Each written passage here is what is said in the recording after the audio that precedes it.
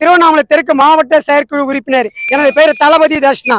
என்றும் உங்கள் அன்பில். தமிழக வெற்றி கழகம் தோழர்கள் அனைவருக்கும் வணக்கம். திருவண்ணாமலை என்றால் ஈசன், தளபதி என்றால் பேஷன். தமிழக வெற்றி கழகம் தான் இன்றைக்கு சீசன் சீசன் சீசன். சிகப்பு மஞ்சள் வண்ணம் என் தளபதியின் எண்ணம். தமிழ்நாட்டுக்கு நல்லதே பண்ணும் பண்ணும் பண்ணும். தளபதி கிட்ட கொடுத்து பாருங்க மைக்க, மக்கள் போடுவாங்க லைக்க போறது இந்த விரலு. திரும்பும் திசையெல்லாம் தளபதியின் குரல். குரல் என்றால் பேச்சு. தமிழ்நாடு தான் தளபதியின் மூச்சு. அதற்கு மாநாடு சாட்சி. 2026 தமிழக வெற்றி கழகம் அமைக்க போது ஆட்சி ஆட்சி ஆட்சி. சீரி பாயும் சிங்கம்.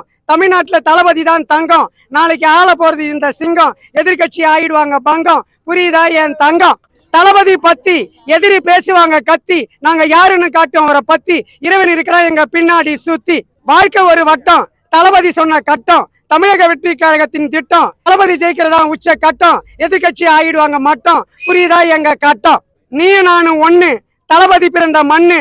எதிர்கட்சிக்காரங்க வைப்பாங்க நம்ம மேல கண்ணு. 2026 தமிழக வெற்றி கழகம் தான் விண்ணு. புரியுதா என் கண்ணு?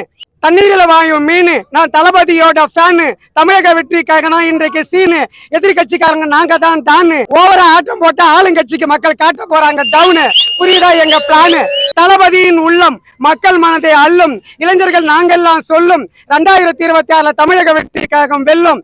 தமிழ்நாடு நல்ல பாதைக்கே செல்லும். அதை மக்களே சொல்லும்.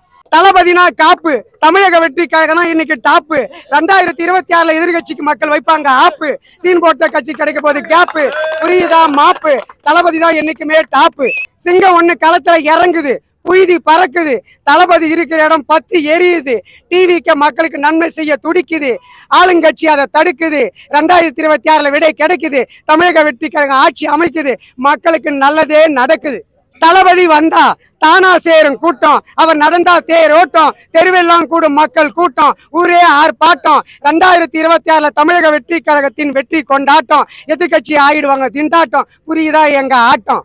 தளபதி பேரோ கில்லி. தமிழக வெற்றி கழகத்தை கேட்பாரு வாக்கு அள்ளி அள்ளி. மக்கள் போடுவாங்க சொல்லி. எதிர்கட்சி ஆயிடுவாங்க பள்ளி. தமிழ்நாட்டுல தமிழக வெற்றி கழகம் தான் கில்லி. தளபதி பேரோ மதுரை.